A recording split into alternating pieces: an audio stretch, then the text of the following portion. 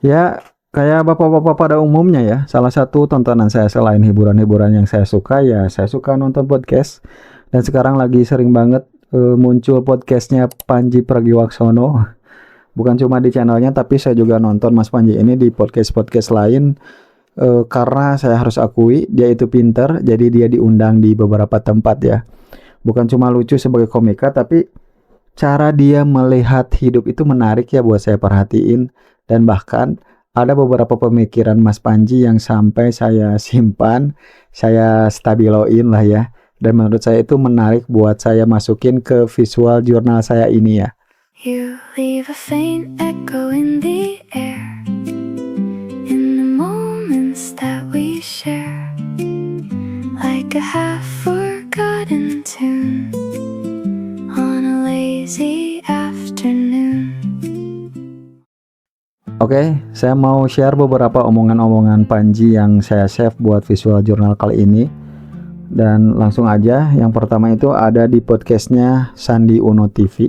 Mas Panji itu bilang kayak gini. Banyak anak muda itu fokus di hasil akhir, fokus di ujung. Tapi seperti istilahnya hasil akhir atau result, yang penting itu proses menuju ke sananya. Resultnya akan tergantung prosesnya. Banyak di Indonesia tuh yang pengen kaya, pengen terkenal. Tapi kaya dan terkenal itu jangan jadi tujuan, itu tuh dampak. Kaya atau uang dan ketenaran itu dampak dari kita melakukan sesuatu dengan sangat baik. Fokusnya di kita bisa ngerjain apa yang sangat baik. Karena kalau misalkan fokusnya di uang, fokusnya di ketenaran, ada banyak jalan pintas, dan jalan pintas yang diambil akan questionable atau dipertanyakan. Kalau misalkan uang banyak adalah tujuan, korup jalannya. Tapi kan kita nggak pengen. Jadi uang banyak dan ketenaran itu dampak dari kita melakukan sesuatu dengan sangat baik. Pertanyaannya adalah apa yang kita bisa lakukan dengan sangat baik. Kalimat Mas Panji itu simple ya, tapi kayak ngena banget gitu. Soalnya bukan cuma buat anak muda. Saya yang bapak-bapak gini juga sama mikirnya gitu ya. Saya suka mikir hasilnya duluan ketimbang mikirin prosesnya gitu. Mas Panji negesin terus soal cara kita melakukan yang terbaik buat pekerjaan kita itu apa. Jangan cuma mikirin hasilnya, jangan cuma mikirin kaya, jangan cuma mikirin terkenal. Karena kalau kita cuma mikirin uang, kekayaan, kesuksesan, yang dimana itu semua itu adalah dampak dari apa yang kita kerjakan, ya akhirnya kita bakal capek secara mental ya, karena kita cuma berekspektasi tanpa mau capek kerja gitu. Dan bahayanya kalau kita cuma fokus ke uang tanpa mau menikmati prosesnya, maka kita bisa jadi memilih jalan pintas yang salah, seperti korup gitu. Karena kalau fokusnya cuma uang dan ketenaran, jalan pintas seperti korup itu akan terlihat sangat-sangat menggoda ya. Dan setiap jalan pintas yang diambil itu bakal jadi questionable atau sesuatu yang bisa dipertanyakan di kemudian hari gitu. Contoh, kita karyawan perusahaan yang gajinya segini, tapi kita punya ini, punya itu, punya ini, punya itu. Nah itu bakal jadi pertanyaan tuh, dari mana kita dapat semua itu. Tapi kalau fokusnya memperbaiki kualitas diri dan pekerjaan kita, hasil akhirnya itu akan mengikuti kok. Pertanyaan itu bakal tetap ada ya, bakal tetap muncul ketika kita punya ini, punya itu. Tapi pertanyaan itu udah terjawab sendiri dengan mata kepala mereka sendiri. Ya, orang kita kerjanya benar, kita terstruktur, kita rapi, kita maksimal, kelihatan capeknya, dan kita nikmati capeknya itu, maka orang juga bisa menilai sendiri kalau kita pantas punya itu ya. Kita lanjut ke omongan Panji berikutnya ya. Ini ada di channelnya Nihongo Mantapu atau Notch Plus. Mas Panji itu bilang gini. Benar itu biasa, salah itu juga biasa. Wow. Gak ada orang benar terus, pasti ada salahnya. Dan gak mungkin orang salah terus, pasti ada benernya. Wow. Kalau lu bener gak usah sombong, ntar juga salah. Kalau lu salah gak usah drama, ntar juga bener. Kalau lu menyadari bahwa dalam hidup kita pilihannya adalah antara kita benar dan kita salah, kita akan lagi-lagi mencabut faktor drama dari benar dan salah. Kita gak sombong kalau kita benar, dan kita gak menghardik diri kita kalau kita salah. Karena kita tahu pilihannya cuma itu doang. Dan kalau lu bisa mencabut faktor drama dari benar dan salah, gagal dan sukses, lu akan jadi orang yang jauh lebih tenang dan jauh lebih berani dalam melakukan sesuatu. benar itu biasa, salah juga biasa. Kalau lu benar, nggak usah sombong, ntar juga salah. Kalau lu salah, nggak usah drama, ntar juga benar. Saya suka sekali bagian nggak usah dramanya ya. Karena ya biasanya yang bikin kita sulit bertumbuh itu ya dramanya. Kita suka melebih-lebihkan sesuatu yang salah, padahal itu bisa diperbaiki. Dan berbuat salah menurut Panji itu normal, benar juga normal.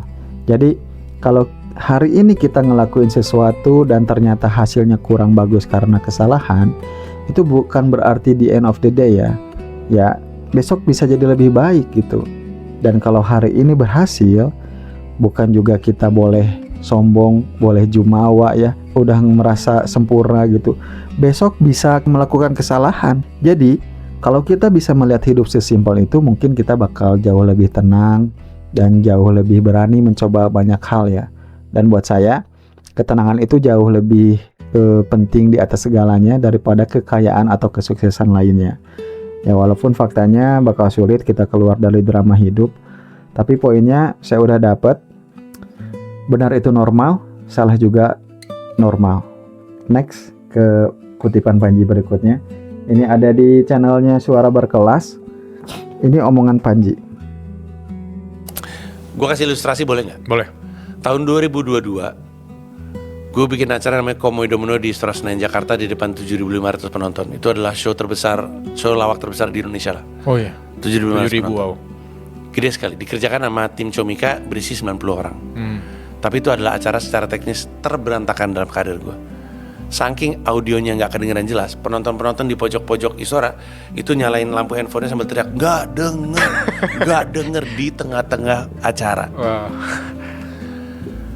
Sehingga technically acara itu bisa dibilang gagal lah. Ya. Tapi permasalahannya gue nggak berhenti bikin acara. Sehingga tahun 2025 bikin Mensrea 10.000 orang yang ngerjain 28 orang, acaranya sukses, sempurna. Jadi gue kalau ditanya sukses itu definisinya apa tuh suka bingung. Kalau kita pikirin case by case, mungkin Komoy Domino itu gagal. Mungkin ya, gagal dan sukses itu definisinya membingungkan. Ya. Kalau misalnya Komoy Domino dilihat secara spesifik, mungkin itu sebuah kegagalan. Tapi kalau kita ngomongin soal penyelenggaraan acara dalam konteks lebih besar, itu bukan kegagalan, itu pembelajaran. Fotonya, foto Komoy Domino itu waktu itu dicetak gede banget, hampir segede, penonton nggak ngerti gitu whiteboard ini. Pokoknya gede banget, ditaruh di ruang meeting. Bukan karena bangga, supaya kita ingat kita waktu itu pernah bikin acara kayak gitu. Jangan sampai lu lupa.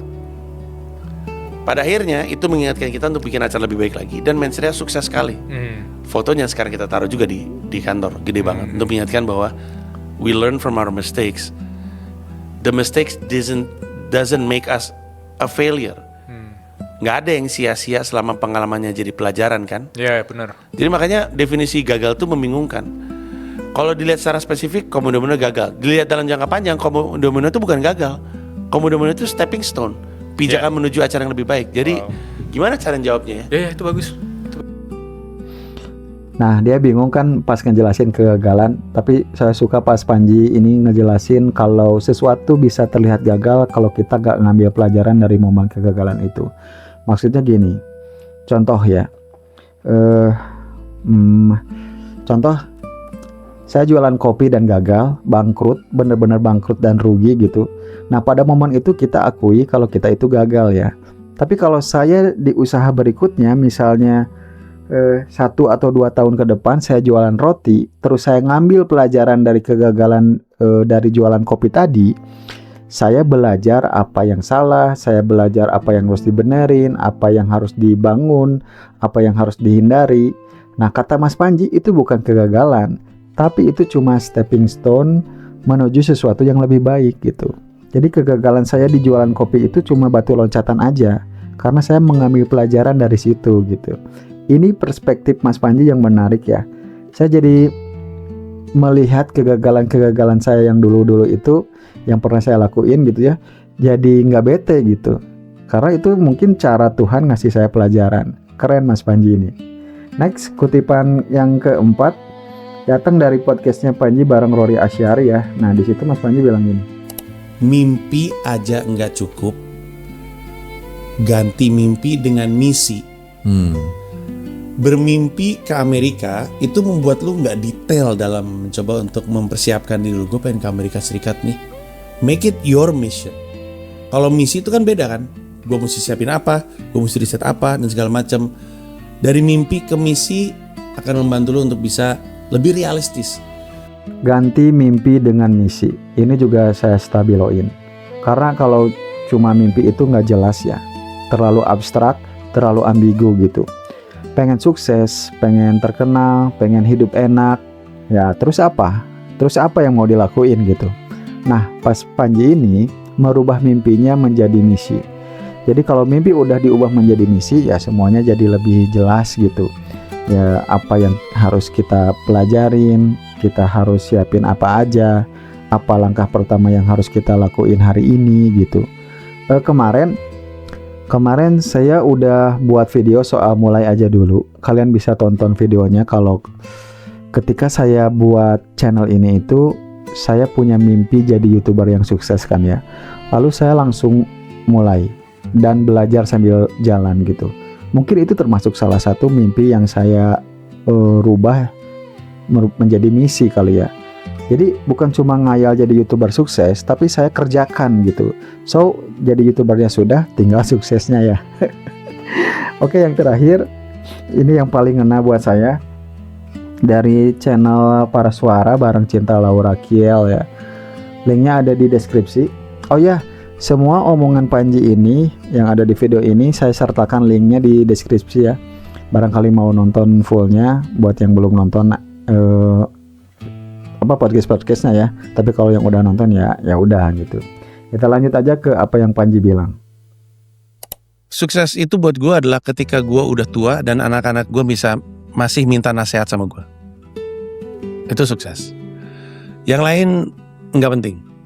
Karena kalau anak kita yang sudah dewasa, umur 30 gitu, umur 28, masih pergi ke bapaknya yang udah tua untuk nasihat, berarti bapaknya ada value di mata si anak. Value-nya bisa jadi karena bapaknya sukses bisnisnya, sukses karirnya, atau sukses sebagai seorang manusia aja. Kalau anak-anak gue masih nyamperin gue dan minta nasihat ketika gue tua, buat gue itu sukses. Berarti apapun yang gue lakukan dalam hidup worth it. Jujur, semakin umur saya bertambah, definisi sukses saya juga berubah. Dulu mungkin sukses itu identik dengan uang, jabatan, atau pencapaian gitu ya. Tapi sekarang saya sebagai seorang ayah jadi sangat relate sama perkataan Panji ini. Karena pada akhirnya yang paling dekat dengan kita itu ya keluarga, anak salah satunya. Dan mimpi Panji itu indah banget, indah banget. Ketika seorang anak yang sudah dewasa masih bisa dekat sama orang tuanya, masih minta nasihat, masih minta saran sama ayahnya, artinya orang tuanya masih punya nilai gitu. Dan buat saya,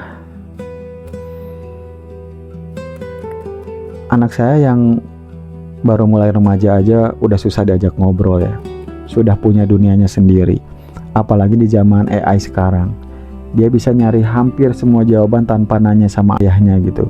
Dan itu cukup ngasih jarak antara saya dan anak saya, terutama di bidang kognitif ya. Ya mau gimana lagi, zaman sudah berubah, udah kayak gini gitu. Dan omongan Panji ini tuh jadi ngena. Sesimpel cuma pengen punya kedekatan sama anak, pengen tetap ditanya sama anak. Ketika anak sudah bertumbuh, itu jadi sebuah mimpi ya. Dimana mungkin buat keluarga lain yang bondingnya cukup kuat, itu bukan mimpi tapi kebiasaan sehari-hari gitu. Ya oke lah, itu cukup kena.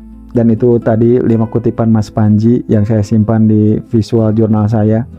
Kalau kalian punya kutipan favorit dari Mas Panji yang lain, boleh ditulis di kolom komentar. Siapa tahu saya bisa nambah satu video lagi di visual jurnal saya soal Panji ya. Oke, mungkin itu aja video kali ini. Makasih udah nonton sampai sini. Saya Sulaksana, subscribe, see you on next video.